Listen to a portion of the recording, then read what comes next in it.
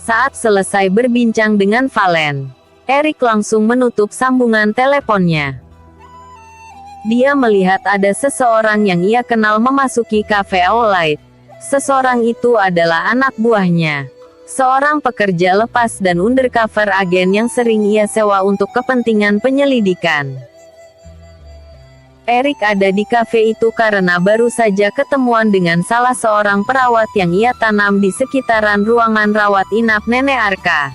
Dan ia baru saja mengambil bukti-bukti dan juga menyerahkan pembayaran setelah selesai menjalankan tugasnya. Aneh. Kenapa Vino ada di sini? Ini pasti dia akan ketemuan sama calon kliennya. Sudahlah, aku gak usah ganggu dia. Aku juga sudah mau pulang. Lagian aku lagi nggak butuhin dia juga. Gunam Erik dengan lirih.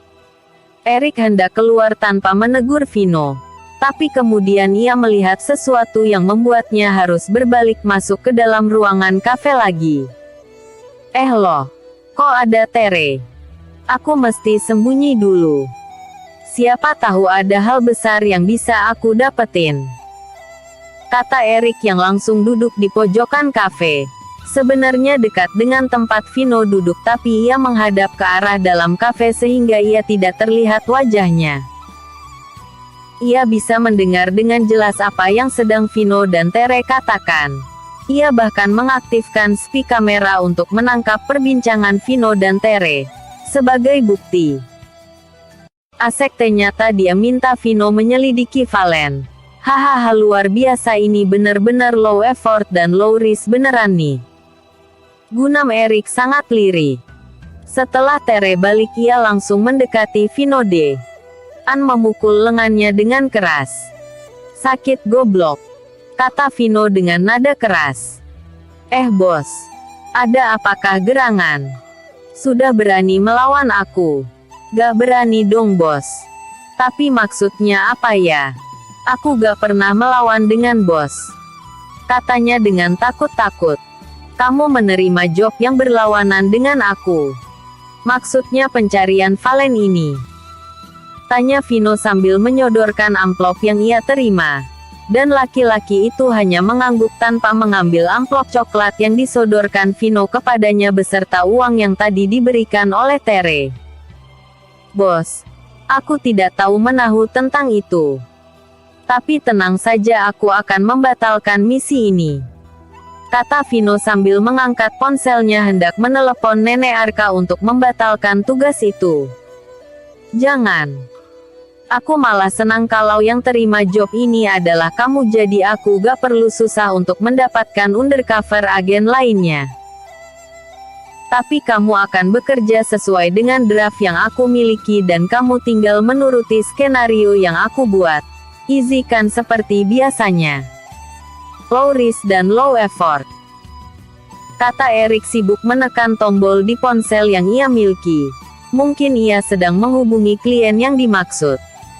Oke bos, kirim aja draftnya seperti biasa, kata Vino sambil memasukkan amplop berisi uang dan data-data dari Valen yang tadi ia terima dari Tere. Enak kan? Kamu dapat kanan dan kiri kan? Hahaha, jelas dong. Jangan lupa kalau selesai bisa langsung dapat tamparan duit dari kanan dan kiri. Tenang aja, aku akan mengirim duit itu ke rumah kamu seperti biasa. Asteris. Kamu sudah balik. Gimana pertemuannya dengan Vino? Tanya Nenek dengan wajah sumringah. Ia tahu Vino selalu bertindak ekstra cepat, selalu bisa diandalkan. Hanya mungkin kali ini Nenek kalah dengan keberuntungan rivalnya yang ternyata lebih dari ekspektasinya. Sesuai rencana. Biasanya kita tahu dalam berapa lama? Tanya Tere dengan ketus. Ia ingin segera merebut apa yang Anin miliki. Tenang, paling Vino akan memberikan feedback paling lama besok pagi, kata Nenek dengan suara senang, karena saya sudah tidak sabar juga untuk mendapatkan kabar dari Vino. Oke, kalau begitu aku akan pulang dulu Nek. Ini sudah malam juga. Kalau misalkan Vino ngabarin berarti dia langsung telepon nenek gitu ya? Tentu kamu tidak usah khawatir tentang itu, kata nenek dengan wajah sumringah. Memang sepertinya tidak sakit apa-apa, dia hanya mencoba untuk mendapatkan simpati dari orang-orang melalui pingsannya dia kemarin. Dan kayaknya besok nenek sudah pulang dari rumah sakit. Nenek sudah tidak sabar untuk melihat besok ketika surat legalitas itu keluar dan Anin melaksanakan tugasnya. Nenek sudah tidak sabar untuk menikmati kontrak 1 miliar itu. Dan tentu saja, orang yang menikmati keuntungan dari kontrak itu adalah nenek. Lanjut nenek dengan nada bersemangat. Tere berharap kalau nenek cepat beraktivitas kembali. Aku bosan kalau nggak ada nenek. Kita kan partner in crime, kata Tere dengan nada datar. Dia berpamitan dengan nenek untuk langsung pulang. Di tengah jalan menuju ke arah parkiran mobil, ia masih berpikir tentang Anin. Dia merasa kalau Anin itu sangat beruntung. Karena Valen itu kalau dilihat-lihat sangat tampan. Tere merasa kalau memang Valen itu adalah pewaris tunggal dari Weston Group, maka Valen itu adalah kartu as. Tere juga tahu bahwa selama ini Anin belum pernah melakukan hubungan suami istri dengan Valen, kemungkinan memang karena Valen itu tidak menyukai Anin dan dia menerima perjodohan itu hanya karena ingin balas budi saja sama kakek Arka. Aku akan bisa mendapatkan Valen dan membuat Valen mencintai aku. Aku akan melakukan berbagai macam cara supaya Valen bisa bertekuk lutut sama aku, gunam Tere dengan lirih sambil nyetir pulang. Apakah yang akan terjadi besok ya? Asteris. Keesokan harinya pun tiba. Hari yang ditunggu-tunggu baik oleh Anin, Valen maupun Tere.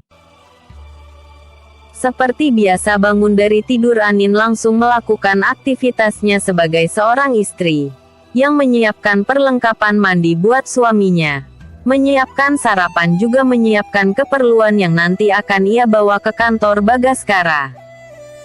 Mas, aku sudah menyiapkan semua keperluan kamu dan juga sarapan sudah kubikin. Aku harus segera ke kantor soalnya Mas Aldi Udawa aku tadi menyuruhku segera ke kantor untuk menandatangani surat legalitas pengangkatan aku menjadi direktur pelaksana dan melakukan konferensi pers, kata Anin sambil membangunkan suaminya. Tak berapa lama Valen langsung bangun dan segera ke kamar mandi. Tunggu aku akan ikut ke kantor Bagaskara Group, kata Valen dari dalam kamar mandi. Tentu saja kalian bakal ikut ke kantor Bagaskara Group karena ia ingin melindungi istrinya. Dia sudah tahu langkah apa yang harus dilakukan. Karena nenek melakukan kecurangan atas surat legalitas untuk pengangkatan Anin sebagai direktur pelaksana. Pantas aja kemarin Valen merasa hatinya tidak enak saat nenek pasrah saja dengan pengangkatan Anin sebagai direktur pelaksana. Padahal selama ini dia selalu menghalang-halangi Anin naik ke posisi itu. Valen sangat yakin bahwa Aldi sebenarnya tidak melakukan kecurangan atau tidak tahu menahu tentang hal ini.